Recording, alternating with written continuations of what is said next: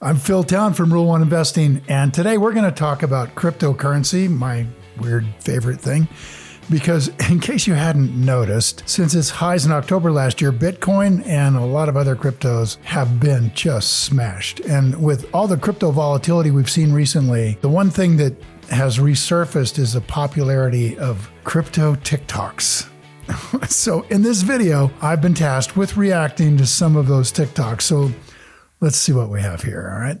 I don't think it's really clicked in people's brains how easy it is to become a millionaire in this generation. We live in the generation of online digital millionaires, and that's exactly how I became a millionaire. I became a millionaire with cryptocurrency, and you can literally turn $200 into $20,000 in one day off of cryptocurrency. I'll give you some of the biggest examples today. Bitcoin, Solana, and Dogecoin. Those are the top 3 examples I can give you because those cryptocurrencies literally made people millionaires and billionaires overnight. And like I promised you, I'm not even joking. Like I have my Maserati right there, I have my Lamborghini, my baby blue G-Wagon, I have my Lotus over there, and this is just a fraction of my cars. If you are genuinely ready to change your entire life, you need to get into cryptocurrency, you need to get into trading. I promise you, it is going to be the best decision you ever make. Okay, let's see. $200 into $20,000, literally just today. I don't know how to even respond to that. You guys, the level of risk is typically associated with the level of return, okay? So all of the things being equal, like complete ignorance of what you're doing, if you had the potential to get a $20,000 return on a $200 initial investment, think about that. That's like going to Las Vegas and putting money down on a roulette wheel, but instead of your $200 becoming $400, it becomes $20,000. Do you think the casino is going to do that without having you have your house on the line?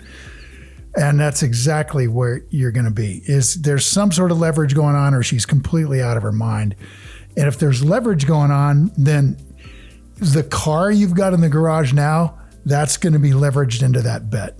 So get a grip. The risk is usually related to reward, especially if you don't have any idea about what you're doing. Bitcoin will inevitably hit $1 million for one of 2 reasons. Either the US government or other governments continue to print currency, which means the current dollar value that you have is going to go down. Or 2, people are going to realize that the fiat system is a scam and that they need to run from institutional banking to another third-party asset or a safe haven that they can custody themselves, like Bitcoin. I think keyword here is inevitable. That it's a guarantee. That's what inevitable would mean. It's guaranteed that it's going to go to $1 million. And the guy's logic isn't crazy. That's good. His logic is that they're going to keep printing money, and I'm quite sure that they will. And the result of that is that Bitcoin will respond, let's just say in some ratio, to the dollars that they're printing. So if Bitcoin is $60,000 a Bitcoin right now, and they print, doubling the amount of currency out there every decade or so, then Bitcoin will double right with it and ultimately become $1 million. There's no such link between a Bitcoin value of 60,000 or 100,000 or 20,000 or 200 to the US dollar. It could follow the US dollar in terms of the amount of dollars that have been printed. It's not impossible that it could do that. Certainly we think gold will do that. But the problem is we don't know, there's no historical valuation of Bitcoin that we can count on. Are we starting today at 60,000 and that's the right value? Or is it 20,000? Or is it 120,000? Makes quite a bit of difference on what the relationship is going to be with printed money. And the second thing is if you think fiat currencies are going to go away, yeah, that's a big bet. That governments are going to be completely frozen in their capacity to protect their own currencies. And I highly doubt that. So I think the word inevitable is hyperbole to bring in suckers to keep the game going because, man alive, there's no established value for Bitcoin. No idea where it would ultimately end up. Could be $1 million, could be 100. I am literally shaking after finding what I just saw on Bitcoin. Like I feel like I'm gonna hit post and then I'm gonna be like washed or something after I walk out of my house today. Look at this chart on Bitcoin. Notice anything suspicious? Oh, maybe every single all-time low and all-time high run were the same exact amount of days. I'm literally in disbelief. So what does that mean? That basically means we know exactly when Bitcoin's going to bottom out. This shit, if accurate, which it should be, there's less than a 0.0000001% chance this is so random. Monday the 6th, 2025, so it'd be Monday the 5th, October 2026, which would put us around maybe 20 to 40,000. Maybe that's where we're bottom out, and then we'll buy again. Like, don't even listen to me. I'm just showing you what I see in the chart. This is insane. Don't even listen to me. I'm just showing you reality that we can predict the future based on the past chart. Okay, look, I'm a fan of charting. I think it's really quite fun. But one of the things that we teach everybody in regard to putting, price charts together is that they are literally looking at clouds and seeing patterns in the clouds. Some traders are going to see a train in that cloud, and some traders are going to see a bunny. And this guy's looking there and thinking that those past charts are producing a picture that everyone is going to see as a train. Everyone. And they're going to keep repeating that pattern over and over again. That has never happened in the history of anything out there in markets. So charts are interesting, but trading on them is something you have to do very carefully. And there's some people that are really good at it, but just assuming that, October 6th, that it bottoms, so you should buy October 5th. I doubt that holds. If you guys listen to what I'm about to say, you're going to make a lot of money, all right? Here's a method that I came up with in stocks and in crypto. Don't put laughing emojis and shit, just listen. Buy when it's low and sell when it's high, okay? So like, for example, when ETH hits $4,000, sell all your crypto. When it goes back down in the 2000s, you buy. You understand what I'm saying?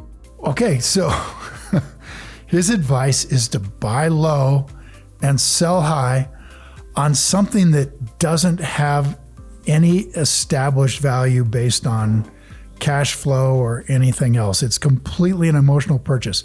It is the equivalent of saying, buy this Picasso when it's at 20 million and sell it when it's at 40 million. And I mean, if it was at 40 million before and it goes to 20 million, how do you know it's not going to 10 million or 5 million? How do you know that the $40 million purchase price wasn't completely insane and it'll never be touched again for the next 50 years? And your answer is you don't, because these things don't have anything that gives you a way to objectively determine value. And that's why I like stocks. I like buying businesses that can give me an objective value based on what I'm willing to put money out today for if I get back X in the future, so I can figure out how much to pay for a thing. Buy low, sell high sounds great. That's right in there with the charting idea. And as good as it sounds, how do you know what low is? Gold was at, 800 at one point, went back down to 400, wobbled along there for 20 years. You really want to put your money into something that goes nowhere or down for 20 years? I don't either. Now, if you told me you owned all of the Bitcoin in the world and you offered it to me for $25, I wouldn't take it, because what would I do with it? I have to sell it back to you one way or another. I mean, maybe I have the same people, but it isn't going to do anything. The apartments are going to produce rental, and the farms are going to produce food. That explains the difference between productive assets and something that depends on the next guy paying you more than the last guy got. There it is. There's nothing else to say.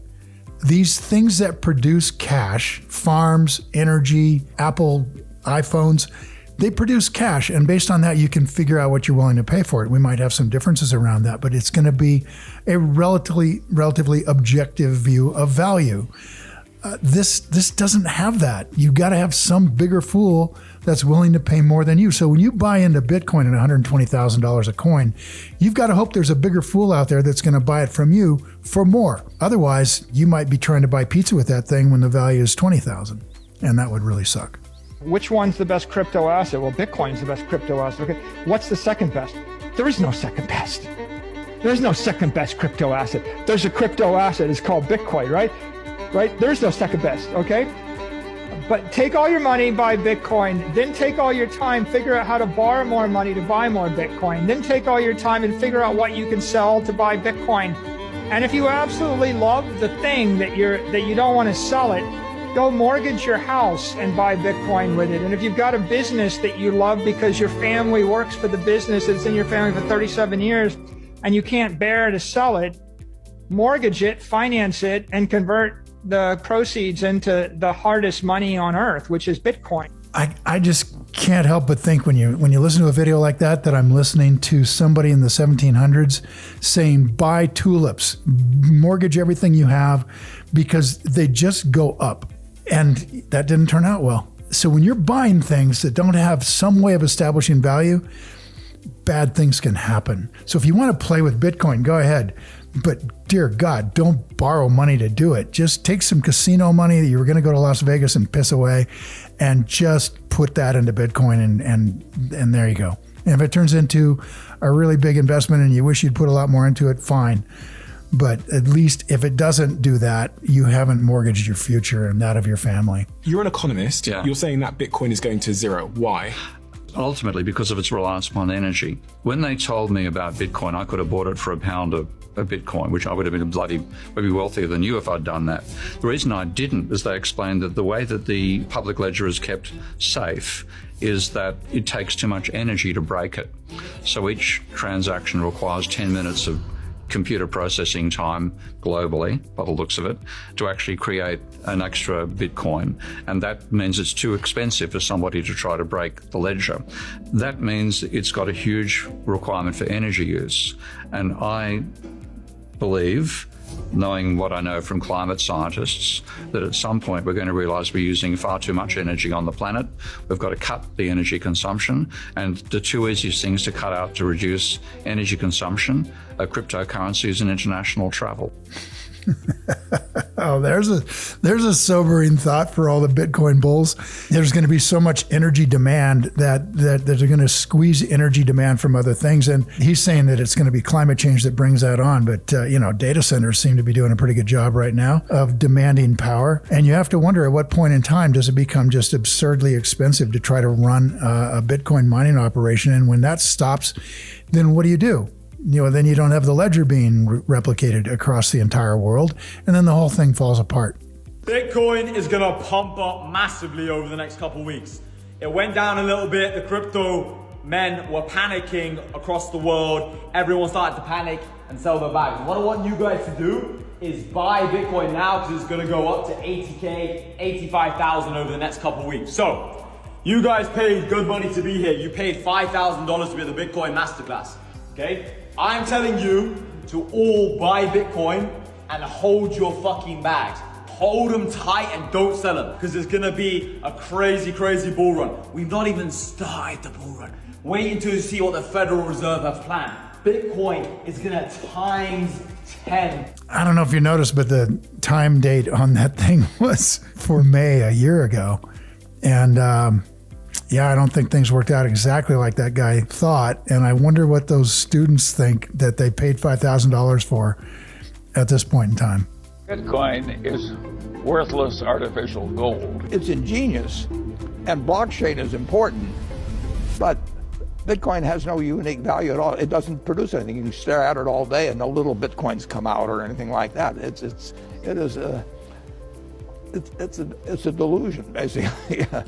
I think I should say modestly that I think the whole damn development is disgusting and contrary to the interests of civilization. I don't fully agree with Charlie and Warren here, but I think there's a legitimate use of Bitcoin because it's a lot easier to transport in an apocalyptic sort of environment than gold. And then I'm just thinking, wow, if you have an apocalyptic environment, do you really have anybody replicating that Bitcoin ledger out there?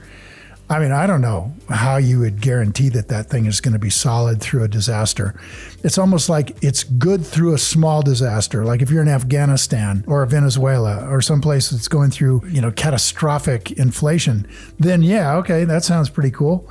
Bitcoin might have a purpose for that. But short of that, I mean, wouldn't you rather have a bunch of diamonds and some gold and things people have used to offset horrible environments for the last 5,000 years than something that depends on energy flowing at its current rate?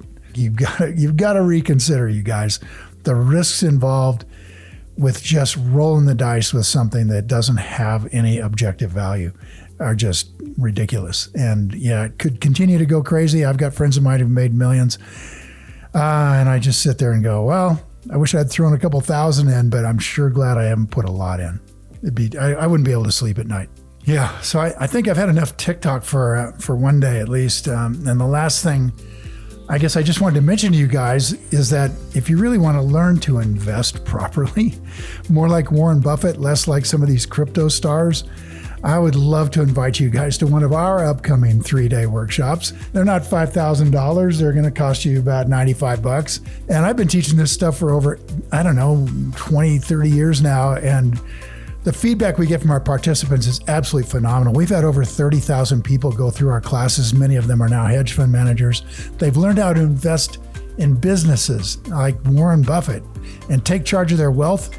And you know what? If that's something you'd really be interested in learning about, join us. The details can be found in the description on the pinned comment. And with that, you guys, Bitcoin.